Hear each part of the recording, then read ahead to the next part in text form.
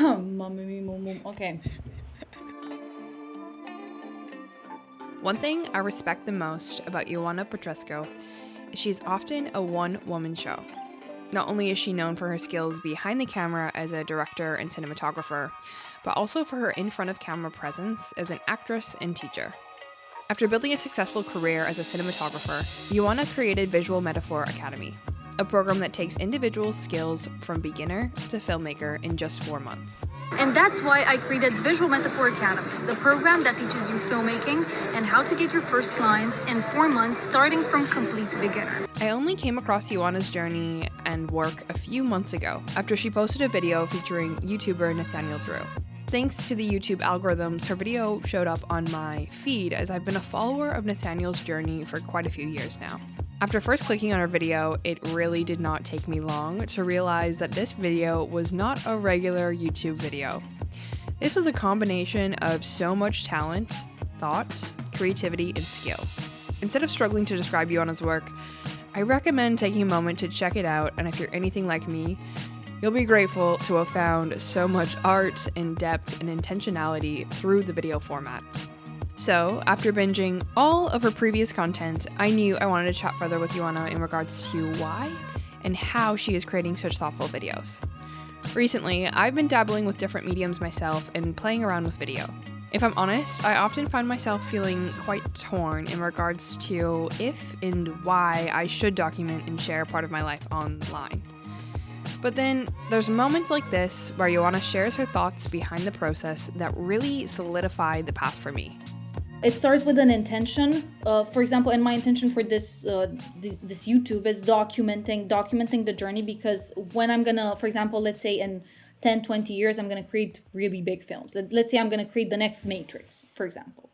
And it would be so cool to do that and then have all of the process of how I became the person that was able to create that, because that is like worldwide mind blowing to create something that amazing. And I think I can do it. So if I'm gonna document this process, how empowering is that? How much you're adding to the world if you document your process? Like that's I think that's really cool. And I really appreciate when people document their lives when they're trying to achieve, when they document their hero journey, because Yeah. everybody's on their hero. You're on a hero journey. So that's my intention with this YouTube channel. So every time I'm document, I'm like, okay, what story am I telling here? What am I documenting now? Now, I'm obviously not going to be making the next Matrix, but I feel as though there's a lot of us that have our own Matrix and our own unique path that we are on. It's easy to look at the highlights and successes of Ioana's journey and see how it all makes sense within her own path. But one thing I love about this podcast and long-form content in general is that we get to go a layer deeper and unpack the journey of how people got to where they are today. The more stories I hear, the more confident I am to say that no one's journey is linear. For every win an individual has, there is at least an equivalent of a loss. So, Ioana wants to create the next Matrix. And I can wholeheartedly say that I know she will. But let's take it back a few steps on her journey and unpack what Ioana's life looked like only a few years ago.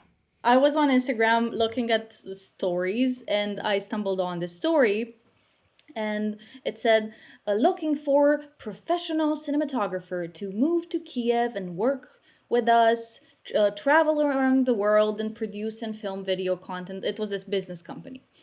And I really like that really resonated. I would have to travel. I would get to film these people. I would also be paid money because I was 23, just finished 3 years of nunning around, so I had no connection with that. I was like, hell yeah, like let's do it. So the problem was, the first thing I had to do was Google what is a cinematographer. Cinematographer meaning, like, I had no idea what that was, but I had the confidence, so I was like, I'm applying. I obviously didn't have 2 years of experience, but I applied. I obviously didn't get the job because I had no camera skills at that point, but I had a lot of good editing skills because, as you know, doing animation in college, that really like in university I learned that. So Okay. that year I decided, okay, didn't get a job, but what I'm gonna do, I'm gonna become a cinematographer now. Like, this is what I have to do.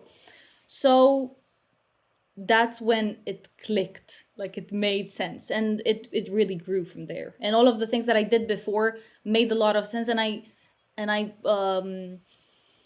put into my work as a cinematographer. From Googling, what is a cinematographer, to creating a film school, all in less than a decade, well, that's a story to unpack. On February 3rd of 2023, I sat down with Ioana via video call from her home in Romania. I started out the conversation by asking her my opening question. In order for me to understand the world from your perspective, what do I need to know? What themes, what life experiences have you had, or what maybe like strong beliefs do you have that whatever's coming top of mind at the moment that you think are important for me to understand? Good question. Okay, we have to, I think, for we are the sum of the people that we've met, and we are the sum of the people that we have interacted with, and obviously we gotta go back to the childhood, and a lot of that, a lot of those young years have shaped me, and it all starts with my parents. My mom, she's an artist, she's a painter, she's like top 10 icon painters in the world. So I grew up in a household surrounded by art. I grew up in a household where I never had a TV, for example. Like that was something, my peers always, they were watching the latest Scooby Doo episode. I could never really have access to that. So I would read books. We would go to museums. I mean, me and my brother, we would really be annoyed by that. But I think that really shaped me, and that was something that was became really normal for me from a really young age. So just art and analyzing art and culture. That was something very, very normal. And also this juxtaposition between this kind of like culture and art, and that's something, these are more educated values, you can say, that with the kind of opposite, which would be nature, living in the countryside with my grandma and grandpa, because in Romania, a lot of the people that live in the city, they have grandparents in the countryside. So being really close to nature, like milking a cow, playing with the chickens, killing the chickens because I was so young and I didn't know what I was doing, So this kind of like exposure, I think this shaped me, and it will like it will always shine in my videos. And I think there are some deep values. There are some, like appreciation for nature, appreciation for the arts, appreciation of beauty as a virtue, all of these things. So that is one. Usually, when I ask my guests this question, they often start in a similar place, which is their childhood. Now, although Ioana shared this similarity, there was another piece of her journey that really piqued my curiosity. And then somehow the second would be, this is something that not a lot of people know about me, and not a lot of, I haven't talked a lot about this a lot.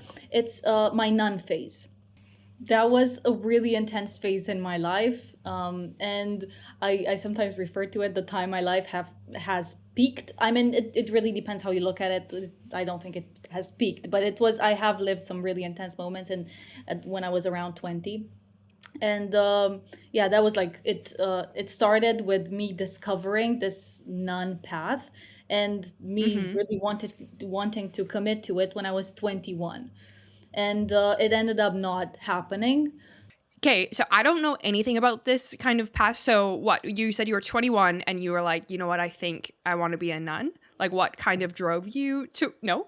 No, so everything is very connected. Like if you're gonna start Okay. asking me, Ioana, so how did you end up being a filmmaker? It is very connected with my non path and with everything. With the intensity of curiosity that I've always had. I was just like trying to figure it out, like almost if life. I wanted to understand it. So that was just one of the places that life got me to. It ended up. I ended up at around 19 in some Romanian mountains, and I met this priest who was kind of like a ninja, kind of monk, interesting guy. And I had a conversation with him. I was obviously really young and naive, so that like maybe if I would have the same conversation right now, it would be a very different conversation. But that left a really impact on me, and that's kind of started my nun journey. So then Okay.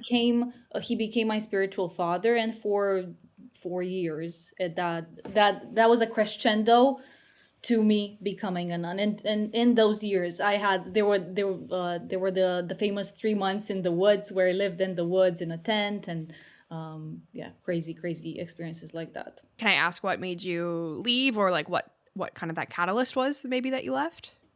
I can just say there were some things off about this religious group, even though it was Orthodox. It wasn't like a cult in itself. It wasn't a separate religious group like all the cults we know. It was getting culty. It was getting Okay. culty, and my parents have noticed that. And I was way too young to understand what that is. I was just, yes, I want to be with God forever. Mhm. That was my Mhm. thinking at that age.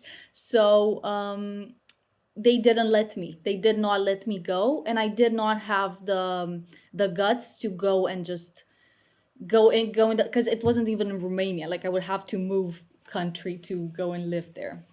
So I just Okay. didn't go. I postponed it, and yeah, that was it. Although Ioana left the nun phase behind, there were aspects of that season of her life that she still takes with her to this day. All of the things that I'm doing now come from those feelings and from all of those values that were planted in me. Because there are things that I don't want to take with me forward, Mhm. but there were things like the desire to want to help other people, the desire, like this value that I am here because I want to add to this world. I want to create something for the people. Obviously I want to enjoy my time, but also like selflessness to a point, like giving. Today, this desire to help others has really taken form in other ways, such as through her work as a filmmaker. But her path to here was not linear. Okay, so now I want to move on to film, and you've mentioned how like being a filmmaker has tied into everything. When did this all start? You said you never had a TV, so like what exposure were you getting to like film? I guess if you're going to museums, you can see maybe photography and things like that. How did that all start?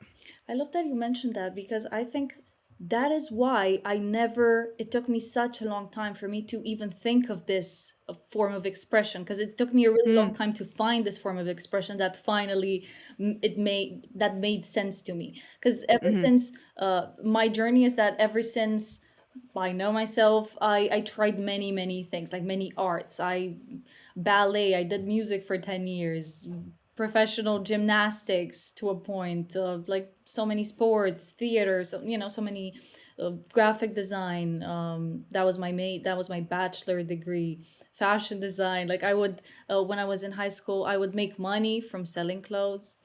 So from the clothes that I made, so I would always switch and find a new thing, and I would just try to find it, like what would be hmm the thing that is gonna finally fulfill my artistic. And I don't even know, I thought of that way, that my artistic, but finally it would fulfill me, and I could also make a living out of. And that was a really long journey, and it pissed and annoyed so many people, especially my parents, because they were confused. They were like, "Oh my God, what is she gonna do now? Okay, she's starting graphic. Okay, she's doing clothes now. Okay, she wants to." I don't even, like, there were too many things. So finally at one point I discovered, like, after I finished my bachelor degree in graphic design and animation, and that was somehow, I took a break. I had like a sabbatical, and after that I discovered cinematography, and it made sense. After, like, it really made sense when I started doing that. During this point in the conversation, I found myself laughing at multiple points because I just related in such a deep way in regards to figuring out my own journey and finding my own form of expression.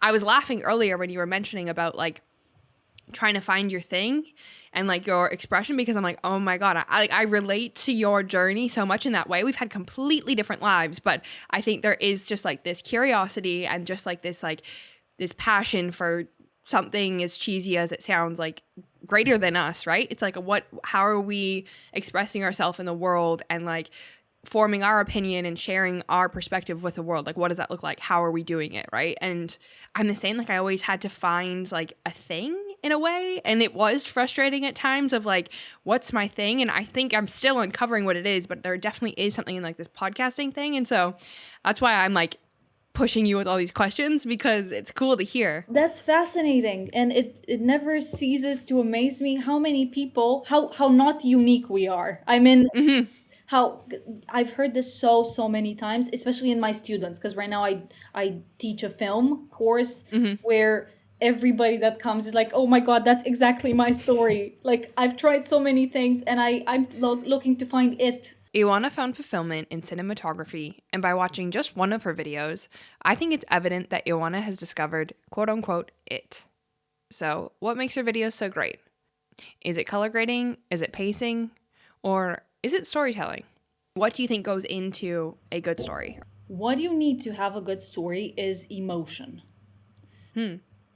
When recently, after I started my YouTube channel, and it's growing, it grew quite a bit in the past months. I got this question more often, and the advice for the people that want to tell a story, or they want to record and document their life, because this is like, I'm not telling any story. I'm telling a story about my life, and that's an important difference. I always hunt for emotion. Like, I always turn my camera in an emotional moment. It can be a low moment, it can be a, but anything with intensity, because that is art. It is life without all of the dull moments. Anything that is dull, you want to remove it, and you just get all of the drama. And storytelling is seeing somebody wanting something and not being able to get it. Something stops them. It's all about the hero journey. That is the story. It's like, I want to go to Paris, but oh, I don't think I'm in the mood. But I have arrived and I'm meeting Dayton, but his apartment is not ready. But like, it's all of Yeah. this push and pull. So that, to simplify, I think that's what makes a great story. Were you always, like when you were growing up, were you always kind of like telling stories and trying to reiterate or kind of express what was in your mind and sharing it with the world? Or was that kind of something you began to pick up as you leaned more into cinematography? Or was it always kind of been a theme in your life? That's really interesting, because yes, I so in my family, my mom, she's a really good storyteller. She's one of those people that when she tells a story, even though you've heard it before, you just want to hear it one more time, because because of the drama of it, because of how she tells it. So I think I have a little bit of that in me. But I never really identified myself with being a good storyteller. I really identified myself for the past, like, since 2018, when I started video and film, with making great visuals. That was my thing. I was like, I'm good at making good visuals. And I was also accused by some people that, oh, now, but the, you don't understand, Joanna. The key to filmmaking is telling a great story. If I'm gonna hear that the key to filmmaking is making it's all about the story, I'm just gonna shoot myself. I cannot hear this phrase anymore. And I never really, it's weird. Like, I never pursued. I never had this. I never wrote on my whiteboard here, the key to filmmaking is telling a good story. And I think that's, you can understand why my storytelling is the way it is, because of what drives it. Because my point of storytelling is never, I want to tell a good story. And because I'm never trying to impress people with a good story, I have something else. The story ends up being good anyways, if that makes sense. Right. Yeah, yeah, yeah. I even had something about that here. Contemporary beauty often has no substance, no useful message or depth. Your art creates from answering or exploring the big questions of our existence. This led us to another topic I was really compelled to chat with Ioana about, and that is the topic of beauty. As you will hear later on, if I had to summarize my relationship with beauty, I would say it's been rocky. But over the past few months, I've began to see more and more value with its role within my life. In the past, I never saw much value in beauty as I often dismissed it as a superficial element to the world, and I spent a lot more of my energy on other aspects. But what's been unique about Ioana's work is that she pushes to add meaning to this aspect of her life. So I found on your website, you have written, it says your mission as a filmmaker is adding depth to beauty. And so my question from that is like, what role do you think beauty has within your life? These are some really good questions, Emma Cred. I feel very seen by you. You're an awesome person, by the way. Like Oh, thanks. I, I, Same to I you. was researching, like after you contacted me, I was researching, I listened to your stuff. Like I like you. I like you too. That's why I had you on the podcast. And like, that's why I'm not blowing sunshine. Like, I was really fucking excited about this one. So yeah. Okay, so beauty. It has a fundamental role in my life, and the Greeks were not messing around. Like I think they are right when beauty is a virtue, and it is as important as honor, as dignity, as truth. Like we have removed that somehow. You can look at architecture, for example, communism. It didn't have beauty as a main value, and beauty can be the beauty of words, the beauty of buildings, the beauty of a speech, the beauty of, and that is, we need beauty. We need beauty on the outside because that can enrich us on the inside. Like everything is very connected, and our obsession, like because we are so beauty starved on the inside. This is my theory. Because we are so beauty starved on the inside, we do not feed our minds with beautiful. We don't, like we have the screen, the phones and the social media. That's we do not consume as much culture anymore, and we do not really work on this inner this inner world. We want to compensate. There's this need to, like, oh, like the makeup, the Botox, the everything, like the making the outer world really really beautiful. But I think it's the secret is in connecting the two. It's always in connecting the two. So beauty, it is really important. I think beauty can change the world. Not to be dramatic here, but I think it can change the world because it really makes you pay attention. Like if, I mean, most of the commercials we've ever seen are very beautiful. Like beautiful girls sell most of the products we ever buy. So, but usually beauty is very empty. Like the way the world works right now, beauty is just beauty in itself. We work really hard to create a beautiful image, fashion. Just like let's make it really fucking beautiful. Like almost like in my the way I look at beauty is, I think beauty spiritually hurts in a way. Like if you see something too beautiful, you have to a little bit, like it hurts your soul a little bit. Like you have to take a moment after that, almost after like an injury. But if that beauty is helping you digest a deeper message, because sometimes culture and art and the things that would be good for your soul often do not come in easily digestible ways. Sometimes maybe it's harder to understand or harder to get really close to. But if it would be packaged beautifully and attractive, like if we would take all of this beauty and add to it, I think we have a really powerful combination. You've got my head spinning because, okay, so I like when I was 19, I like kind of like realized a lot of things. It's kind of when I say I almost like woke up in a way, and I always kind of had this like relationship with myself, but something unlocked when I was like 19. Okay. And I went really minimalistic. And if people know my journey, like minimalism has been a huge part of my life. And so I used to be really into style and expressing myself externally, and like would wear these crazy outfits all the time. And then when I became a minimalist, I literally sold all my shit and I had just a carry-on bag. So that meant I would just wear all black, like, like gym outfits, because I also had to be able to wear it to the gym and whatever.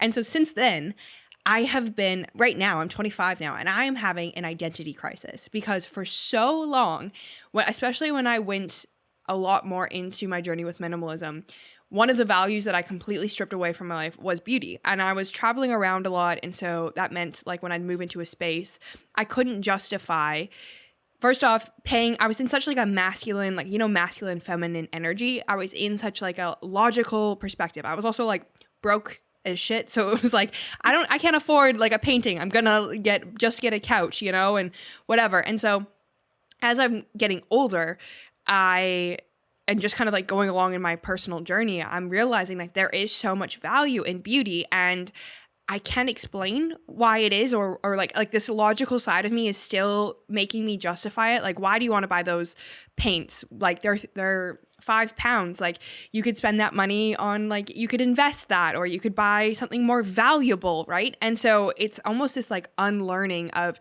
showing myself the value of beauty, and I think I can't put it into words. And so that's why I had this like fascination with people that value beauty so much, and like I see it and I'm like, wow, this is so fucking cool. Like, I love what you've created, but for some reason I have this hesitation with myself. And so I'm honestly in a huge identity crisis right now in regards to like my style and my like external expression. That is fascinating, and it's super relatable too. Because in my nun years, do you think I was wearing all of these glamorous outfits? No, in my nun years, I was literally a minimalist. Yeah. I lived in the forest. What are we talking about? Like, that is the definition of a minimalist. Yeah, I know. I saw like you had because you posted something about it on your blog. That's how I found this whole, like, you're like, I had peaked. She is doing I've done my research. Wow. I've done my research. Oh my God. Okay, so I'm curious, like, so you've been through this journey, and you're someone who I'm like, wow, like I really respect that about you, of like this beauty. You seem to have a very you seem to be very comfortable with who you are and how you express yourself externally, your style. How the hell did you figure that out? Like, coming from the nun phase, the nun years, like, what did that look like? Very good question again. And I think this comes down to managing my journey with managing polar opposites, which and I think greatness is when you manage to integrate in yourself two polar opposites. Is not going towards an extreme or the other, is integrating both and being able to bring both when the your destiny, when the situation requires to. Because having skills to live with very little and enjoy life with very little, that is essential to life, to actually enjoying life, to the richness of life, but also being able to enjoy the beauty and to express yourself, and luxury, that's also a like kind of like the polar opposite. And I've played with these extremes, and obviously when I was younger I would go from one extreme to the other. Like in my high school I had my those what is that, like I was kind of like one of the mean girls in the movies, like very high heels, really ridiculous outfits with. This was me. This was me as well. Like, I literally would wear heels to school every single day for the last 3 years of school. Like, my friend, I would wear these like massive fur coats. Like, Fur I would wear, coats. Emma, yes, it's all about fur coats. It is like, that was a vibe. When you wore that coat, you were like on another level. okay, then we are connected on a fur coat high school level. This goes deep. Yeah. Yes. So that was a journey going in that extreme. Like I was very extreme with that, but so right now I feel after going through that and then going to the other extreme where I literally shaved my head. I mean, I had very, very short hair, and I would try to desexualize myself to be as to look basically like a boy, like Yeah. t-shirt, jeans, no sex appeal whatsoever, because I wanted to pursue the non-life. That was like kind of looking like a hobo a little bit, not in a chic way. So Yeah. I had the polar opposites, and I feel like now they have finally, like the stars have aligned. Sometimes, and I'm comfortable with both right now. Yeah. Well, it's like validating because, yeah, I feel like I'm just recently am I like, you know what, there is value in this, and I'm like overriding that part of my mind. Now, like I'm unlearning. I'm like, no, I see value in this. Like I'm going to invest in this energetically, financially, etc. Because even just the more, especially the more I talk to creatives, I just talked to an artist and she was talking about how like when she creates her art, she's an abstract artist and she makes paint. She's like, I wear like I want to feel like I look amazing. And she was like, I will make these crazy paintings be covered in paint, but I'm in an amazing outfit. And I'm like, there's just something to that. And she was just talking about, she's like, when I think about like my highest version of myself, I'm wearing an outfit like this. So why wouldn't I be creating this thing that I'm so passionate about in like what I feel the best in? And I'm like, you know what? So literally last night I said to my partner, I was like, I'm going on a shopping spree. It's like taking money out of my savings. I'm doing it. So this is interesting. And I thank you for bearing with me because I think my questions weren't clear there because I'm still kind of like processing this journey myself and what I'm trying to ask, but like I see it in other people, but I can't articulate it. And maybe that's just the power of beauty, right? It goes beyond words sometimes. So Totally. Totally. Yes. similar to my journey with beauty, my relationship with money has been something I've been putting more energy into lately, especially since I've started earning money in a more creative way. As this space is still new to me, I often look to other creatives for insight into how they navigate their finances and their relationship with money. One time you said a quote that you had heard, and it's like, it goes, if you want to help the poor, don't be one of them.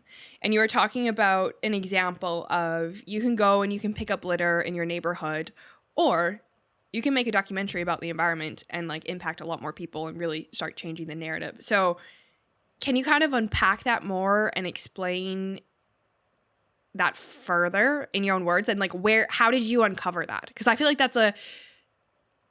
if you were like me and we're very similar, like in the past, I would have thought I needed to pick up litter my whole life. And again, I'm learning that I'm like, no, you don't need to stay in the trenches with people if you want to help people and have an impact on them. The more resources you have, the more access you have, the more people that you can have an impact on. But for some reason, again, it's this like, I need to override that part of my brain of like still thinking I'm in this like survival mode and I need to like stay in the trenches with people and help them. So what does your journey look like around that topic? Okay. Really good research again. To clarify what I said that not necessarily that you shouldn't do the litter anymore, like pick up litter. Right. I meant right now, maybe the most you can do, the biggest resource you have is your physical act of picking up somebody's litter and taking it to the planet. And then as your resources grew, on top of that, you can do something else. So, okay, just this Yeah. Thank you for clarifying. This is also another polar opposite that I learned over time because I also went between, I think, extremes, but from making zero money and being preoccupied with it 0%. Because as a nun, literally my life would have been, because as a nun you took a poverty, how do you say it, like that, when you get married, like a declaration, like a vow, a poverty vow. Right. Vow, that's the word. Yeah. And that's an extreme, okay? That's an extreme to not making money. Like that's the opposite of an entrepreneur. And right now, like cut to, I think 4 years later, I have my own company. I'm making more money than I ever imagined, in the like 6 figures. So it's really, like I never Different. thought that is, and I'm scaling, and I want to make more and more and more because I think if you want to help the poor, don't be one of them. And that was a shift around money that happened to me, and I think people can only make this shift when they don't have examples of that it is possible. What made the shift for me is when I actually got that job in Kiev, because a year later I applied again and I got the job, and I was working with these people. It was a very very small company, and I was doing a lot of videos for them, but I was also looking curiously on what is happening on the business front, because I was like, what is this money thing all about? So they were making $500,000. It was a very small company, per month. Whoa. So that was that amount of money. Like for me, it just, for my family, like my family are not like they do okay, but they're not like super rich but super entrepreneurial oriented people. So I was looking at that, and that just stretched my limits. It literally ruined my limits because I was putting limits on what I can make, and I saw if these people can make it, and I think I can offer more value than them, or like I can offer value, a different type of value than them. Yeah. Yep. Why couldn't I do it? Like, and it's all about like you can make money. Money is energy. Money is. I was listening to a podcast. I will send you this about money. Please. Sorella Moore, if you know her. I love her. Yes, She is she's amazing. yeah, she's amazing, and she was talking a lot about how money is just energy, and how she made, because she's really she grew a lot in this aspect, and I think that's fascinating. Money is energy. You can make money. You can make and it's really it's. I mean, it starts in the mindset. If you don't think you can make a certain amount of money, you will never be able to make a certain amount of money. Yeah. But it's like unlearn, like giving yourself permission to allow yourself to feel that you can make that much money, and like sitting in why you think you can't, and like really sitting in that and unpacking it. I think that's helpful, but I think it really helps if you have a physical example. To me, at least, it really helped to see these guys, to work 1 year next to them and see how they made those money and how possible it is. It wasn't just, an example. I think at 1,000,000%, because that's because my like journey with money has been a whole thing, and I've only been working like properly like freelance for like just under a year now, and it's the same. And I right now, everyone I work with is based in different countries, and even just through conversations and new opportunities I'm having within my career, like there's going to be more in-person things, and in like being in a studio where it is a business and they are making money. And I agree, like even just being around that and seeing like, okay, you're charging this much just to rent out the space, whatever, and like just sussing out like what is possible, it is kind of like changing. I feel myself stepping into like another layer, and it's really cool because it's also in a creative space. And I find it is almost even harder if you just worked a corporate job and say you were an HR person. Okay, you just go on Google and you figure out what's the average like HR salary for my area, right? If you had like if you're like a nerd, like if you had a specific job title that you could put into one word, right? You can just Google what's the average salary, and you could probably figure it out. But in these creative spaces, I find it's really hard to kind of like find your value. Is that making sense? Have you navigated that? 100%. No, it makes you summed it up. Yeah, that's it. In the creative spaces, in the creative spaces, it's also that's the challenge, because there's no googling the average of. In the creative spaces, the game is all about perceived value, and value, like understanding the relationship between money and value, and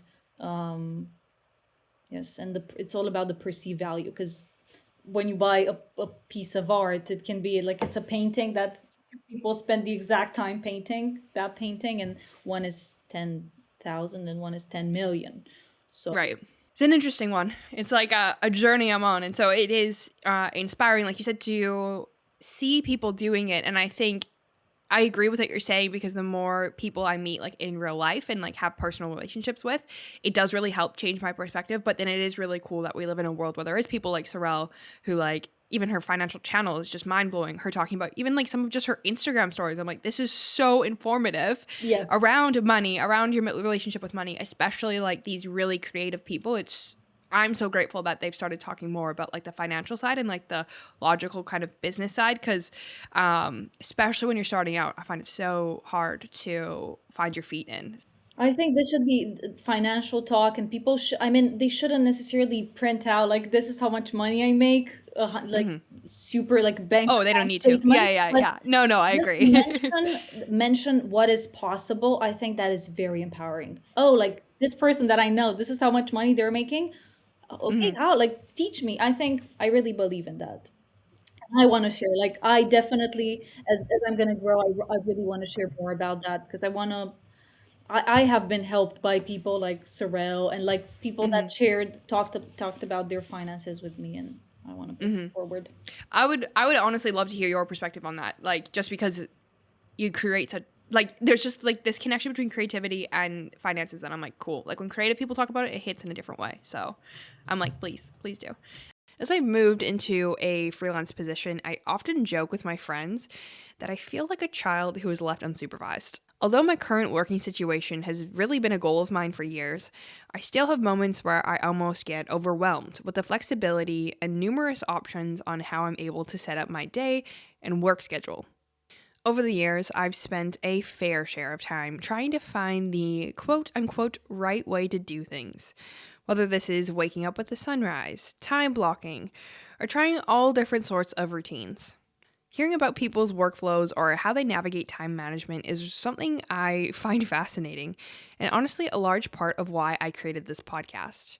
And I keep saying your videos, but it's like that's where I'm getting a lot of this information from.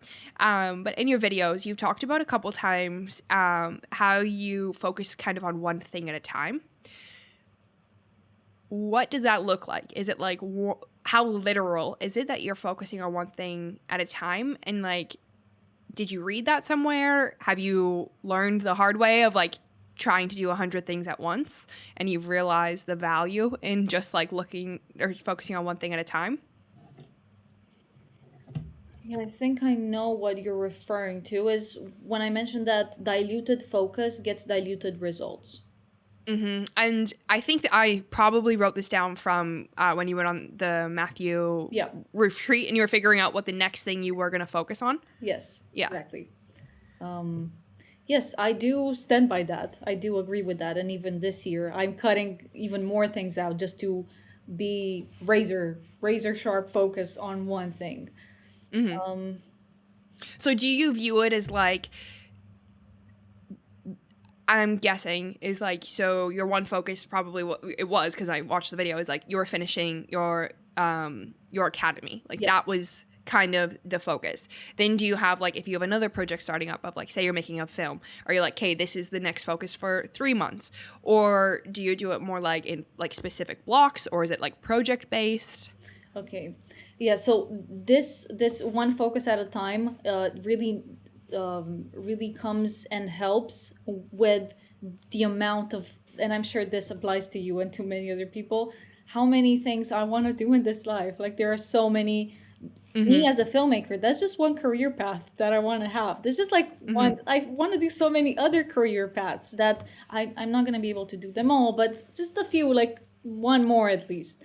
Yeah. And so I know that in this phase of my life, as you know, as a young woman, I'm gonna be pursuing that, and that then gets that's on a bigger perspective. When we zoom in, we have smaller goals, but I feel in order for me to really enjoy my life, I need to see results. Because if I, and this is something really interesting, is there are again two polar opposites: enjoying your life, really enjoying every day, like the this can be like hedonism a little bit, how pleasant your life is, how much in flow you are, versus how many results, like versus delayed gratification. These two things again, you know, like I'm gonna work now, I'm gonna suffer now because later I'm really gonna get the results. So between these two things, I think there should also be a balance. And I also did like the two polar opposites.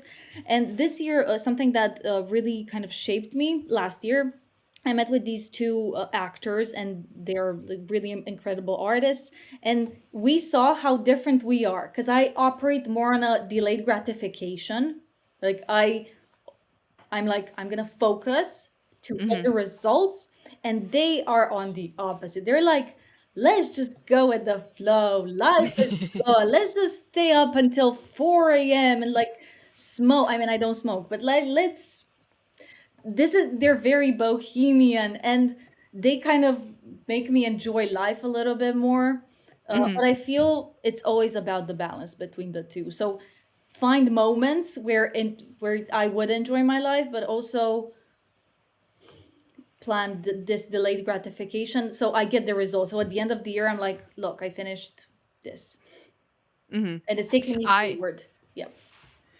I really, that's like another thing, especially once you go and you start like on this, like once you kind of find the thing and then you're like trying to make it work, Yes. but you also got to pay a rent and like things are all contributing, things are moving, of like finding that balance between, I say it's like the masculine feminine of like pleasure, enjoyment, reception, like receiving, right? Flow, because that's also too where like a lot of creativity comes, right? In those like, you're not indulging, but like in that rest and that relaxation. But then I'm the same. It's like and also our society, I feel like really pushes us into like this masculine, right? And you and I feel like we are like, I'm very goal driven. I'm the same where I almost have to mourn all of these things I want to do in my life, knowing that like, okay, literally there's just not enough time in life, right? And so it's like you have to get clear on like, okay, what do I really want to do? What do I really want to put my attention in? And so in order to do that stuff though, like you have to structure it out, right? So I really struggle to find that balance, even just like in my day to day of, okay, I have to get all these things done, but then like the sun shining and talking about beauty and things like that. And you know how you were talking about like the importance of it and how it almost feels like an injury. I think that is another thing to beauty is like it can be so jarring sometimes, but the reason I think it's so important is because it puts you in the present moment, because you're just like almost in awe, right? If you're in that injury phase, if we're going to use that example, it's like, oh, it's like, it's shocking. It forces you into the present moment. You're like, holy shit, that sun is stunning.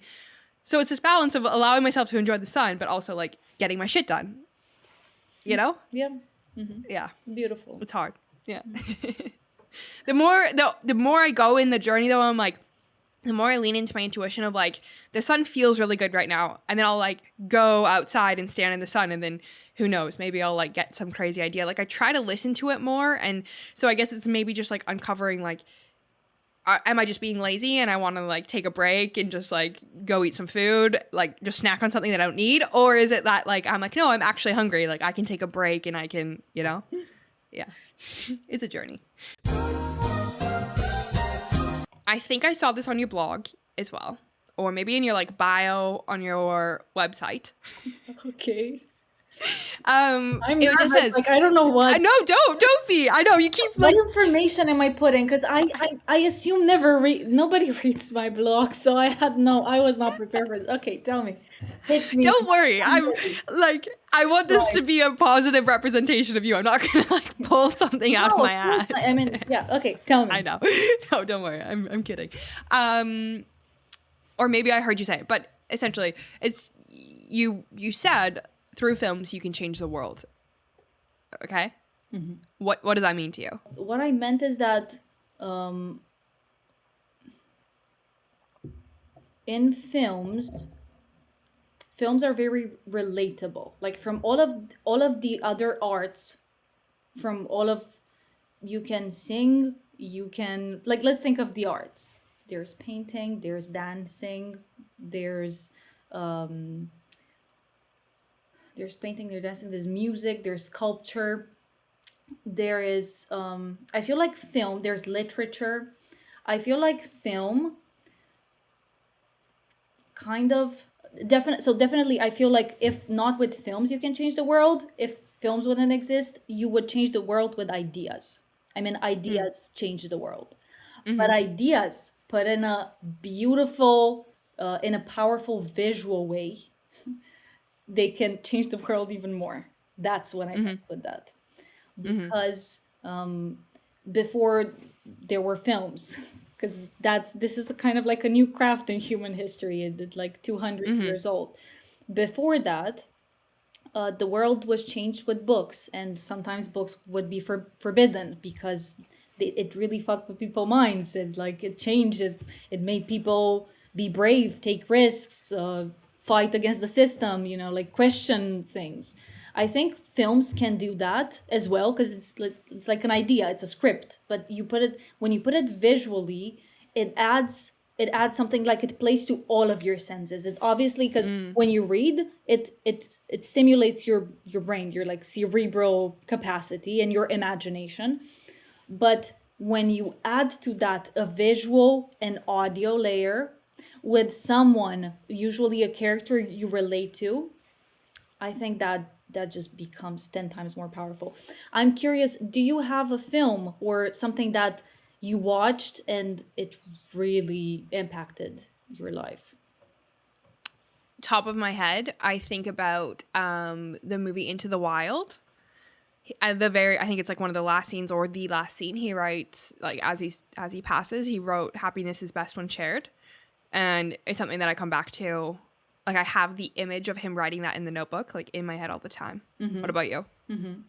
Yeah, that's also one of my favorites. The Matrix. That's iconic. Like it really fucks with your mind. That's kind of like what I want to create in life. I want to create. I want to do bigger things and hope at one point grow them until I get to that level. I don't know if in this exact format, but something like that, where you create something really big that changes, like, and it becomes iconic. Also, a book can be iconic, an idea can be iconic, but when you personify it, when you add to the book, when you add a real character played by a human, it just becomes this, it influences culture in a really fascinating way. Like the way Wednesday right now, everybody's doing the little dance. Is it just becomes iconic in a way that a book, you cannot replicate a dance from a book. Like it's just an idea in people's imagination, and you can be, yes, I love that book, and but you imagined it differently. But Wednesday in the movie dances in the same way for everybody, and we can connect in a really different way. And that is, I think that's the key. Do you think it's also like a book is a very individual experience, whereas like a movie you can watch with other people and your friends, right? So it's like we all have seen, you could watch, right? And we're all doing the dance together because we've Yes, I all mean, seen yeah, it. yeah. Yeah. But if you want to debate, you can say, but even a movie, Yeah. people can look at it and By themselves. yeah, Or a book, two people could read the book at the same time and like, they yeah. can read the book at the same time. But even a movie, you can watch the same movie and have different experiences while you're watching the movie. But it is more of a unified feeling when when two people are watching a movie versus reading. Very interesting.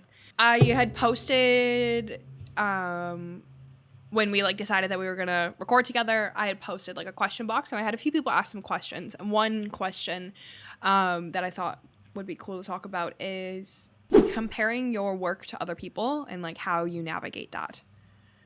Or do you even navigate No, that? me, imposter syndrome, comparing myself to other people. What is that? What is What? me? I am a Krebs. I'm above all of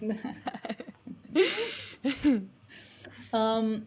Something that a realization that I came to in the past years, and that I see how I've integrated this lesson, is the lesson of copying other people, of like people pointing fingers at other people. You copied him, and he, like, for example, Nathaniel Drew made a video about how people were accusing him of copying Matt Diavella, and Yeah. that whole drama. Yeah. I never struggled with this because one of I've not ever been accused of copying. I feel like this copying other people is something that I do not worry about anymore. Like, or I do not worry that other people would copy me, because this is also like a fear you can have. Like, I'm gonna create this and it's my idea, my precious. I'm never gonna give it to anybody else. And I use the fisheye lens to tell these kind of stories, and it hasn't been used in this format of a YouTube video before. It's my YouTube format. Nobody can, like, if I created something, I feel if something is good and you created something good, it's gonna be copied. And the moment you put it out into the world, you should be okay with that, and you should take it as a compliment and as a validation that that is a good, that you did a good work. And I feel, and I do not. After I listened to the podcast you did with Logan, and I also listened to Elizabeth Gilbert, Big Magic. I had no idea of that book, and very very Really? yeah, very very interesting twice. Anyways, so In this, I've only posted it like 2 weeks yeah, ago. yeah, You've yeah, I listened to know, it I know. twice already? No, like I also did my research, so I listened to that, and I think what she talks about, that you don't have ownership over ideas. I do not, like, yes, I came up with this format and this, like, I put the fisheye, and I think using the fisheye in this context, it really makes you able to create stories that otherwise you wouldn't be able to, and it creates this really unique aesthetic, and people have used it before but not in this specific way, and it's going to be used and people should use it. I just had the idea first, and it is not mine, and it's really really fine. And I have, like, for example, people that came to me and were like, I'm not going to use the fisheye because then people are going to accuse me that I'm copying you and this whole. And I was like, no, guys, I'm going to buy you the fisheye. Like, I had my brother started his YouTube channel. I was like, Stefan, I worked so hard to create this format, like to figure it out. Just take my format that works. It's like you film your life on a fisheye. Because what makes the fisheye so? I mean, I'm going on a tangent here, but so what makes the fisheye so good for documenting your life is that it solves two problems: the focal length of your camera. Sometimes if the focal length is like 50 millimeters, or for example, if you would want to film yourself in a tiny room and you would film yourself, to capture the whole room and to give the audience a perspective where you are is really difficult if you don't have the fisheye. Like, everything would look so boring and so dull. So the fisheye makes everything beautiful and everything very engaging. And the second problem it solves is the audio, because when you record with the fisheye, you need to be super close to the camera, and you never need to record audio, like separate audio. So I was like, just take this format, it works, apply it. And he did. And so other people are doing it. Like, I have encouraged, I think, like, I have 4 people around me that just bought the fisheye and started using, and they should, so it's fine. Do I compare myself to other people? I don't necessarily compare. I always, like, when I create something, my what is unrelatable to me is when I see people, they want to create something. For example, when I worked with brands before, and they gave me, let's create something exactly like what I saw this other brand do, or I want to start a YouTube channel. I saw this person in the United States doing it, or like Vogue magazine. I want exactly like that. Can we do it? But no, no, no. This is a different green. I want that green that they used in the background, and the light was a little bit like exactly like that. This, like, copying 101. It is so, I do not get it. I don't understand. So every time when I create, I want to create something that I haven't seen before. It's boring to me to create something that I have seen before. So not to, I don't really worry that I copy somebody else or that I compare myself to somebody else, because it just, I'd never go there. I do compare myself to people when it comes to success, like when how fast they make it, or somebody, maybe they didn't put enough effort, and I'm like, but I worked so hard for this. Why doesn't it happen for me? Like, the people are making all of this, like money, whatever, like, success means, and I don't have those results yet. But that's a journey, and I think I'm dealing with it pretty well. It's like everybody's on their own pace. So yeah, I think I answered your question. You definitely did.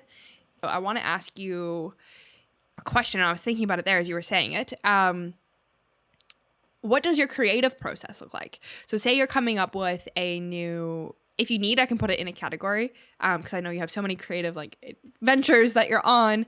But, like, say you're coming up with a new video idea, like a new episode. Like, how does that happen?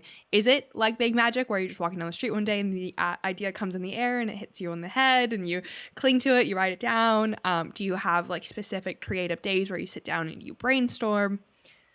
What's it look like? The book Big Magic was pretty unrelatable to me, by the way. It was Okay. unrelatable, like the way her relationship with creativity is very different. My relationship with my creativity is very different. There's What does none it of look the like? there's none of the Yes, ideas do hit me. There is the mystical, there is the magical. I do have a relationship. There are ideas that come and go, and if I don't write them down, I forget. Like, it's completely, I agree with that. But, and I think that's because she's a writer. When it comes to video, it's way more than the idea. To make a video or to make a film, you need to have the idea, but then there is also the execution. Like, they're not just words. It's not just an idea. You have to find baby ducklings, like spend. Oh, I just cannot. Like today, like I spent hours. I went to the new location. I talked to this art collector. Like convinced the people, give me the location. Like there are so many. The idea and like the creativity is like One element. one element of it. I Okay. feel like my relationship with my creativity first, like as I was listening to this and as my brand grew in the past year, I never really saw myself as creative. Maybe that sounds weird, but I never really even thought of that. I never thought I was or that I'm pursuing anything creative. But lately people like I have been told so many, you're so creative, so creative. I was like, okay, I guess I'm creative. So I've always had ideas. Like I've always this is just natural. I mean, that's a bad answer. It's But it's authentic. Like, this if is that's how the I truth, am. it's the truth. I Yeah. just am creative. This is like the word, because it would be great if I could give you like a tip A or formula. something. Yeah, a formula. This is how I am. This is so bad.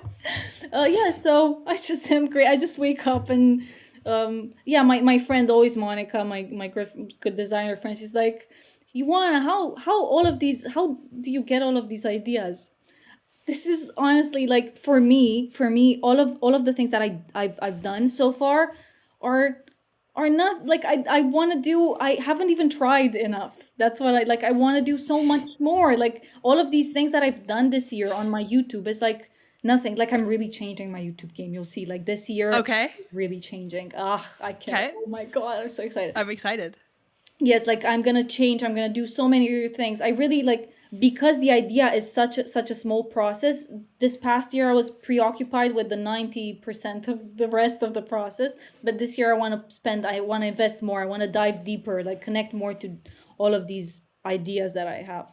So my creativity, my creative process, it always starts with a goal that I have for that video, and with an intention. It never starts with an idea, because ideas I have so many ideas that I have Right. infinite ideas. I've never really felt that I ran out of ideas. The problem is the execution, because you can have a great idea for a video and it's like in your head is amazing, and then when you create it, it's shit.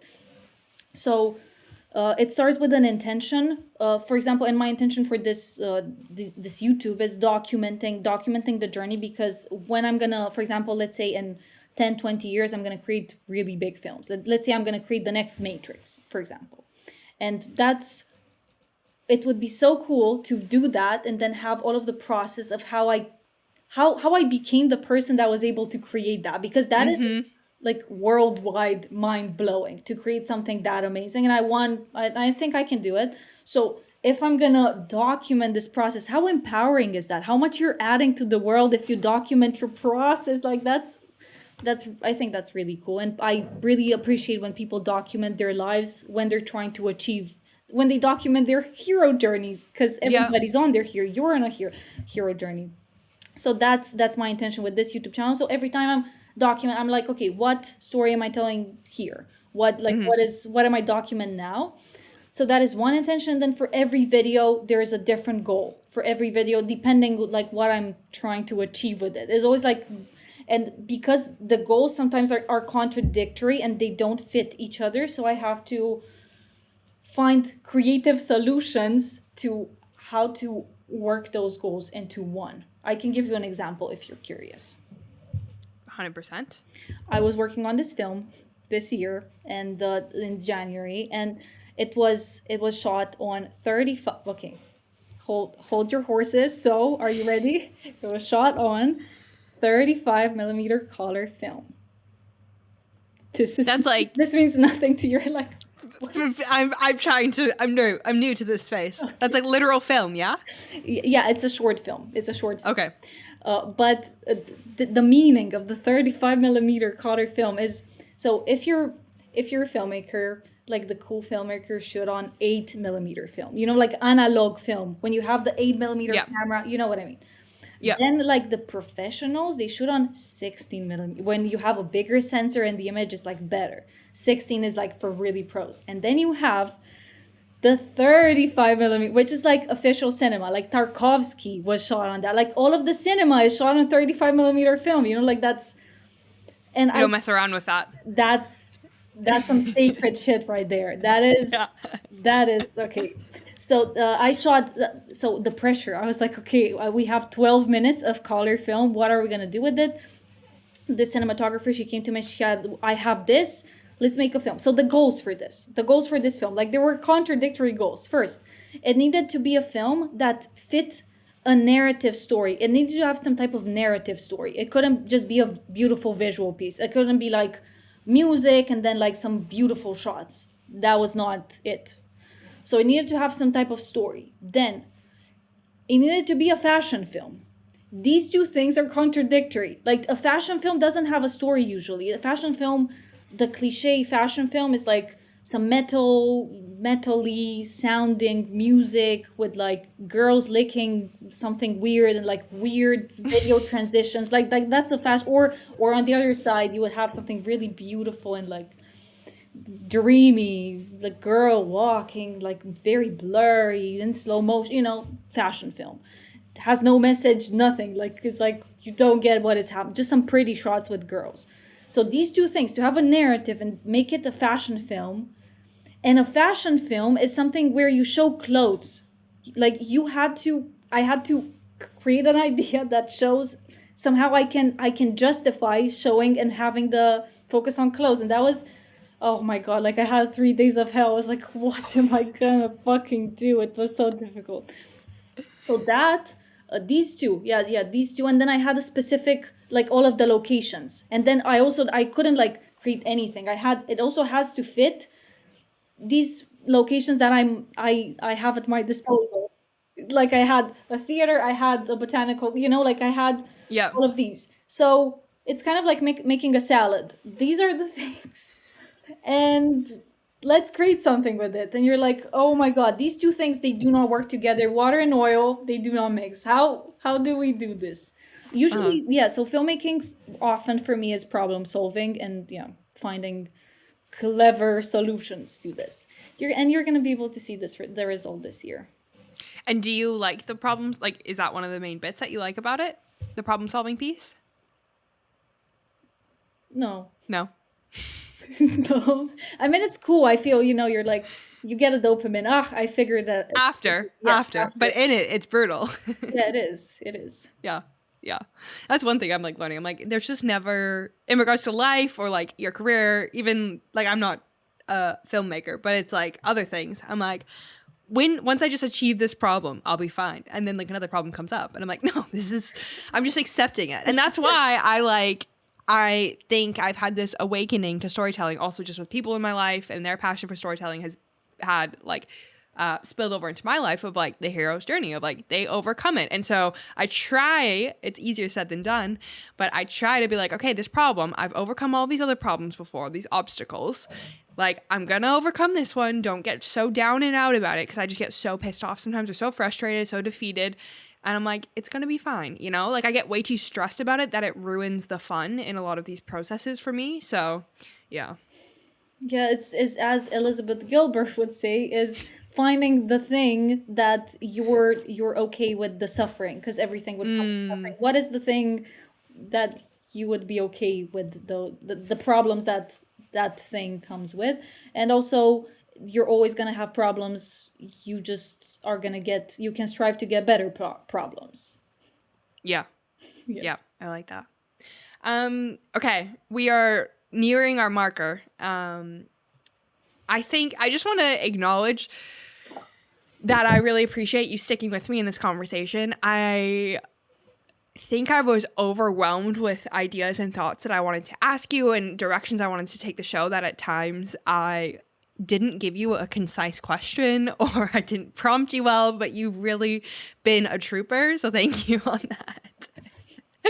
And I want to say I cannot wait until you make the new version of the Matrix or whatever it's going to be. Like, I know you're going to do it, and I wholeheartedly know that you're going to do it, and I love that you're documenting the process, because even before you've made it, you're inspiring so many people, including myself. And so I can't wait to see what you make in the future, what you continue to make. So yeah, thank you so much.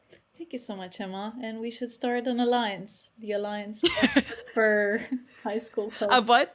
Oh yeah, a fur coat. Fur. Okay. It's happening. That's what we're gonna do. This was a pleasure. It was a pleasure talking to you, and I am so. It is so refreshing. Your curiosity is refreshing, and I've seen it. It's not about me. It's about the world. You are curious. I meant the name of the podcast, everybody, but this is. I love that. I love this. Thank you. I think we both have that quality, and I think that's why I connected with you so much. Just through your work, I can see your your curiosity. From life as a nun to cinematography, from time management to beauty, I honestly feel like Ioana and I covered a lot of ground in this episode. As always, I have immense gratitude to not only my guest, but also those of you that are following along, either listening or watching this episode. You've provided me with your two most valuable resources, your time and your attention.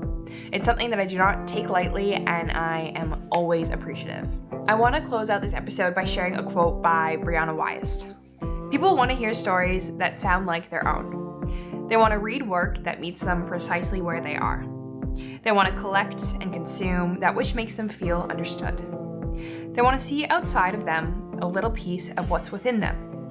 And the only way you can create that for other people is to pull out a sliver of your soul and put it on paper. If you enjoyed this episode, please share it with someone you think will gain value from it as well. I always love to hear what you think of these episodes, as I put a lot of love, energy, and time into each video. So leave a comment and let me know what you think, or you can send me a DM over on Instagram at The Curious One Podcast. I look forward to connecting with you in the next one. Yeah.